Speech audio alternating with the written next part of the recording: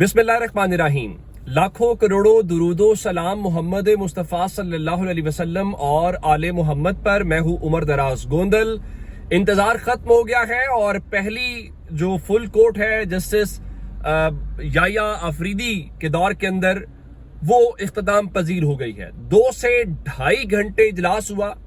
मैं आगाज करूंगा कुर्सियों की तरतीब से लेकर और उसके बाद आपको एक एक करके चीजें उसकी एलामिया बताऊंगा। जस्टिस मंसूर की भरपूर गूंज सुनाई दी और हुकूमत के लिए क्या बुरी खबर है वो आपको बताऊंगा। जो आज आगाज करते हैं इस कुर्सी की तरतीब के हवाले से, जो तस्वीर सामने आई है जो जारी की गई है वहां से सुप्रीम कोर्ट ऑफ पाकिस्तान से, उसमें अगर आप देखें तो उसके अंदर हुआ कुछ इस तरीके से है कि आमतौर पे होता ही है कि वो एक राउंड टेबल है और चीफ जस्टिस बिल्कुल सामने बैठते हैं और बाकी जजेस आसपास बैठते हैं, तो यूं लगता है जैसे चीफ जस्टिस उसको चेयर कर रहे हैं। आज ऐसा नहीं था। आज मेज की एक तरफ जस्टिस याया अफरीदी और तमाम जजेस बैठे हुए थे और उनके सामने जो इंतजामी अफसरान है जिसमें रजिस्ट्रार हैं और बाकी लोग वो मौजूद थे। अच्छा, उसमें एक दिलचस्प बात यह है कि जस्टिस याया अफरीदी जो हैं, हाँ, उनकी कुर्सी और बाकी जजेस की कुर्सी में फर्क जरूर था, ये आपको बता देता हूं। लेकिन अगली बात यह है कि ये जो काम शुरू हुआ कुर्सी की तरतीब से, तो अगली बात यह है कि आज की इस निशिस्त के अंदर शरीक कौन कौन हुआ। खास खबर यह है कि जस्टिस मंसूर अली शाह आज की फुल कोर्ट मीटिंग में शरीक हुए हैं। वो सऊदी अरब में मौजूद है लेकिन वो वीडियो लिंक के जरिए शरीक हुए हैं, पहली खबर। दूसरी खबर यह है कि क्या एडहॉक जजेस जिनको काजी फायज ईसा पूरे प्लान के साथ लेके आए थे, वो तो और भी कुछ लोगों को लेके आना चाहते थे लेकिन उनमें से कुछ ने इनकार कर दिया। तो अभी जो सरदार तारिक मसूद हैं जो कहते हैं कि मैं ये बुनियादी इंसानी हुकूक कहां लेकर जाएंगे, और दूसरे मजहर आलम मियां खेल साहब जो हैं वो हैं, तो उन दोनों जजेस ने आज फुल कोर्ट मीटिंग में शिरकत नहीं की। आया उनको बुलाया नहीं गया या वो आए नहीं हैं। तो इसका मतलब ये हुआ कि पॉलिसी वही है कि एडहॉक जजेस के जरिए मामला नहीं होगा। वैसे सच्ची बात तो ये है कि काजी फायज ईसा के लगाए हुए दोनों एडहॉक जजेस, खासकर सरदार तारिक मसूद, ये चाहें तो इनको रिजाइन करके कल ही घर चले जाना चाहिए क्योंकि इनके ऊपर भी सवाल है। अब एक मामला के फैसला क्या हुआ है वो बताता हूं आपको, लेकिन उस फैसले से ज्यादा असल बात ये बताना चाहता हूं कि फुल कोर्ट आज खत्म नहीं हुई।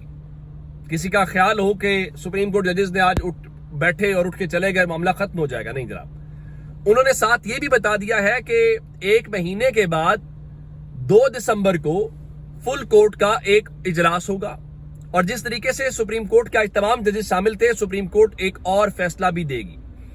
अब अगली खबर जो बताना चाहता हूं कि आज के इस पूरे एलामिये के अंदर जो सुप्रीम कोर्ट ने जारी किया है, सिर्फ इतनी बात बताना चाहता हूं कि चलें बाकी तो 100 बातें होंगी, लेकिन इस एलामिये के अंदर जो जजेस हैं उनमें से जस्टिस मंसूर अली शाह का सिर्फ एक एलामिये में 3 बार जिक्र हुआ है। मैं एलामिया पढ़ के सुनाता हूं, अगली बात आपने फिर देखनी है। लिखा जी, आज 28 अक्टूबर 2024 को supreme court of Pakistan Islamabad में मौजूद justice Yahya Afridi chief justice of Pakistan की सदारत में एक फुल कोर्ट मीटिंग हुई जिसमें जस्टिस सैयद मंसूर अली शाह समेत तमाम मौजूद जज साहिबान ने शिरकत की, जिन्होंने वीडियो लिंक के जरिए शिरकत की। नंबर 1, अब जस्टिस मंसूर का एक बार नाम ले लिया गया। ये इजलास इदारे में सुप्रीम कोर्ट की कारकर्दगी का जायजा लेने और मुकदमात को निपटाने के लिए बुलाया गया था, जिसमें केस के बैकलॉग को कम करने और अदालती कारकर्दगी को बढ़ाने के इकदाम पर तवज्जो दी गई थी। रजिस्ट्रार ने मौजूदा केस में बोझ का एक जायजा फराहम किया और मुकदमात के बरवक्त फैसले के लिए इकदाम का खाका पेश किया। उन्होंने ताज़ा तरीन आदादो शुमार पेश किए जिससे जाहिर होता है कि इस वक्त 59,191 मुकदमात ज़ेरे इल्तवा है और जस्टिस मंसूर अली शाह के तैयार करदा केस मैनेजमेंट प्लान 2023 पर मबनी 1 माह का नया मनसूबा मुतारिफ करवाया। ये मंसूर शाह साहब का दूसरी बार जिक्र है। इस मंसूबे में वाज़ेह मेयारात का तयन करना, तमाम जुमरों के मुकदमात को मौसर तरीके से मुनज़्ज़म करने के लिए इंफॉर्मेशन टेक्नोलॉजी के इस्तेमाल करना शामिल है। केस मैनेजमेंट प्लान का जायजा लेते हुए मौजूद जजों ने प्लान के अहदाफ को हासिल करने के लिए मुतअद्दिद हिकमत अमलियों पर तबादला ख्याल किया। फौजदारी और दीवानी मुकदमात जैसा कि माहाना प्लान में तफसील से बताया गया, खुसूसी 2 और 3 रुकनी बेंचों को मुख्तस किए गए थे ताकि केस के जल्द हल को यकीनी बनाया जा सके। इज्जत माब जजेस ने निजाम की बेहतरी के लिए कीमती बसीरत और सिफारिशात पेश की और केस के पसमानदगी को दूर करने के लिए अपने अज़्म पर जोर दिया। عزت مآب جسٹس منصور علی شاہ نے، یہ تیسری بار نام لیا، نے ویڈیو لنک کے ذریعے شرکت کرتے ہوئے اضافی تجاویز پیش کی جن کا مقصد کیس کے بیک لاگ کو ختم کرنا اور ابتدائی طور پر 1 ماہ کے لیے طریقہ کار کی کارکردگی کو بہتر بنانا ہے۔ اس کے بعد 3 ماہ اور 6 ماہ کے منصوبے شامل ہیں۔ معزز چیف جسٹس نے تمام ججز کا شکریہ ادا کیا اور کیس مینجمنٹ پلان کو مکمل طور پر لاگو کرنے کے عزم کے ساتھ بیان کردہ اہداف کو حاصل کرنے کے عزم کے ساتھ ہیں۔ 2 دسمبر 2024 کو طے شدہ فل کورٹ میٹنگ کے اگلے سیشن میں پیش رفت کا جائزہ لیا جائے گا۔ اس اعلامیے میں 3 بار جسٹس منصور شاہ صاحب کا نام ہے۔ 2 دسمبر کی تاریخ بتائی گئی ہے کہ اگلے ہوگا، اور جیسے ہی یہ 2.5 گھنٹے کا 2 گھنٹے کا اجلاس ختم ہوا تو جسٹس یحییٰ آفریدی جو ہے وہ سپریم کورٹ کی مختلف برانچز میں گئے اور انہوں نے وہاں پر جا کے معائنہ کیا۔ اب ایڈ ہاک ججز بھی چلے گئے، ان کو بھی نہیں بلایا گیا۔ اگلی خبر، چونکہ اب معاملہ ہے آئینی بینچ کا، تو ایک تو جسٹس منصور شاہ صاحب کا بھی پیغام آ گیا کہ وہ جناب یحییٰ آفریدی کو مکمل سپورٹ کریں گے، ان کا ہاتھ بٹائیں گے، اور یحییٰ آفریدی صاحب نے آج عملی طور پہ بتایا کہ یہ ذمہ داری ان کے پاس ہے، لیکن شاید ڈی فیکٹو چیف جسٹس یوں لگ رہا ہے جیسے جسٹس منصور علی شاہ ہے۔ ایک دلچسپ معاملہ ہے، اور اس پورے اعلامیے کے اندر کہیں پہ آئینی بینچ کا ذکر نہیں کیا گیا کہ آیا آئینی بینچ کے اوپر فل کورٹ میں کسی قسم کا کوئی غور و فکر کیا گیا ہے، یا اس حوالے سے ان کے پلان میں کوئی شامل ہے، یا ججز نے اس کے اوپر کوئی رائے دی ہے۔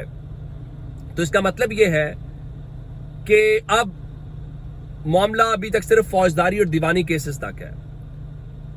اب ابھی تک جوڈیشل کمیشن ممبران والا معاملہ کہیں پہ دکھائی نہیں دے رہا۔ یہ الگ بات ہے کہ جو اسپیکر ہیں انہوں نے حکومت اور اپوزیشن سے جوڈیشل کمیشن کی تشکیل کے لیے 2 نام مانگ لیے ہیں، اور جوڈیشل کمیشن آئینی بینچ کا تقرر کرے گا، لیکن اس آئینی بینچ کے حوالے سے ایک لفظ نہیں بولا آج سپریم کورٹ کی فل کورٹ نے۔ اور رہی بات مخصوص سیٹوں والی اور سارے معاملات کے اوپر، آئینی بینچ والا معاملہ بھی ہے، تو آج ایاز صادق صاحب جو ہیں وہ فرما رہے تھے جی، ان کے بیان کو اخبار نے سیاق و سباق سے ہٹ کر چھاپا، اور ان کا جی میں مخصوص نشستوں کے حوالے سے عدالت کے حکم کی تعمیل نہیں کروں گا، ہم عدالت کے حکم پر نہیں، الیکشن کمیشن کے حکمران کے حکم پر ممبران کو نوٹیفائی اور ڈی نوٹیفائی کرتے ہیں۔ دوسرے لفظوں میں ایاز صادق صاحب نے بھی ہاتھ کھڑے کر کے کہا ہے کہ بھائی میرا کوئی قصور نہیں ہے، میرا کوئی لینا دینا نہیں ہے، مجھے الیکشن کمیشن کہے گا میں نوٹیفائی کر دوں گا، مجھے الیکشن کمیشن کہے گا ڈی نوٹیفائی تو میں ڈی نوٹیفائی کر دوں گا۔ یعنی ان کے مطابق میرا، اور یہ بات ٹھیک ہے کہ سپریم کورٹ کا تو ڈائریکٹ ان کو کوئی الیکشن کمیشن بتائے گا تو نوٹیفائی کریں گے نا۔ اور دوسرے لفظوں میں وہ کہہ رہے ہیں کہ اگر سپریم کورٹ نے کوئی غصہ نکالنا ہے، جو کہ تحریک انصاف نے آج اس درخواست دائر کی ہے، تو یہ سکندر سلطان راجہ اینڈ جو کمپنی ہے ان کو پکڑیں، ہمارا کوئی قصور نہیں ہے۔ اب اس حوالے سے آنے والے دنوں کے اندر معاملہ ذرا اور انٹرسٹنگ ہوتا ہوا دکھائی دے رہا ہے۔